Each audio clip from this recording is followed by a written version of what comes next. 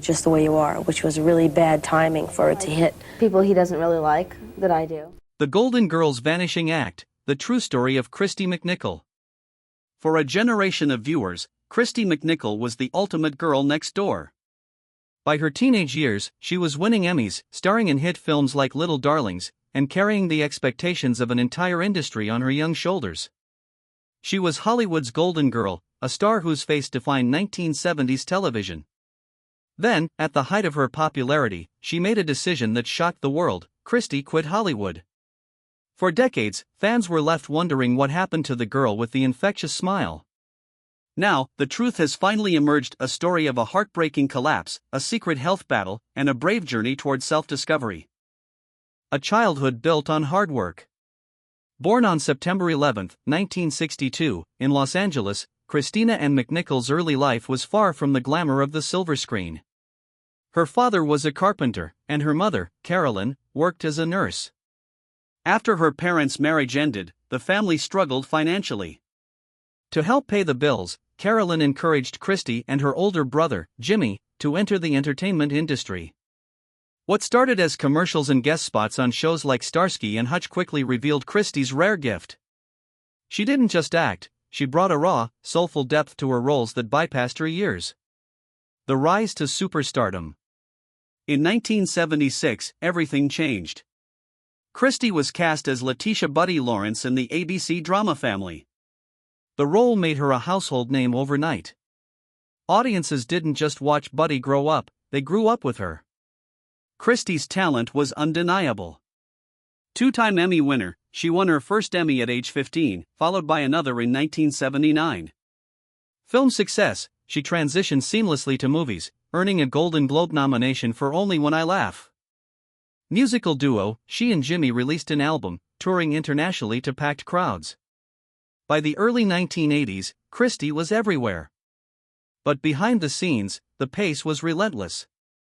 While other teens were worrying about prom, Kristy was balancing scripts, global tours, and the pressure of being her family's primary breadwinner. The hidden struggle, bipolar disorder. The world saw a confident rising star, but inside, Kristy was unraveling. She began experiencing intense mood swings, days of unstoppable energy followed by crushing lows where she couldn't leave her bed. In the late 70s and early 80s, mental health was a taboo subject in Hollywood. Young stars were expected to show up and smile. Vulnerability was seen as a liability. Kristy kept pushing, but the cracks became impossible to ignore. The breaking point arrived while filming Just the Way You Are in France. Under the weight of intense production demands, Kristy suffered a major mental health crisis. "I hardly slept. I was crying all the time," she later told People magazine. Production was halted, and for the first time, her private struggle became public news. Eventually, Kristy was diagnosed with bipolar disorder. The diagnosis gave her a name for her pain, but Hollywood offered little compassion. Instead of support, there were whispers about her reliability and attitude. The industry's demand for perfection began to feel like a prison. The shocking retirement. In 2001, after a 24-year career, Kristy McNichol officially retired. She was only in her late 30s. Through her publicist, she released a statement that remains a powerful testament to self-preservation. "My feeling was that it was time to play my biggest part, myself. This process is necessary and vital for my personal happiness and well-being." She chose peace over performance. She wanted a life without schedules, scripts, or the constant fear of an emotional relapse in the spotlight. Fans were stunned, but for Kristy, it wasn't a retreat, it was a rescue mission for her own soul. Life after the spotlight.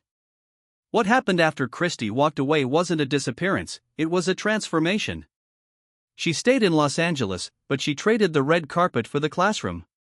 Kristy began teaching acting, focusing not just on the craft, but on the emotional resilience needed to survive the industry.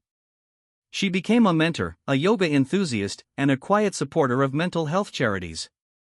She didn't want the applause anymore, she wanted authenticity. Living her truth. In 2012, Kristy made one more major announcement. After decades of keeping her personal life private, she publicly shared that she is gay. She had been in a loving, stable relationship with her partner, Marty Allen, for over 20 years. Kristy came out not for publicity, but to support young people facing bullying. She wanted them to know that it was possible to find happiness and acceptance. Her bravery reframed her entire journey. Her disappearance wasn't about hiding, it was about finally being able to live as her true self. Where is she now? Today, Kristy McNichol remains one of the few child stars to successfully leave the industry and never look back.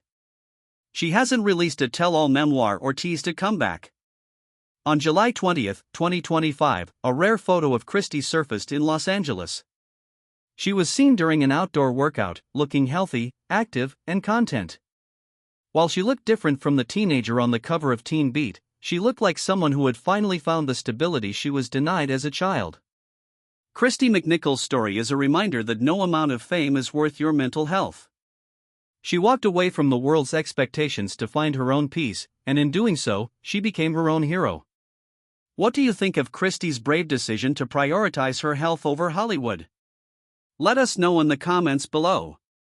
If you found this deep dive into Kristy's life inspiring, make sure to like this video and subscribe to Prestige Buzz. Don't forget to hit the bell notification so you never miss a story about your favorite icons.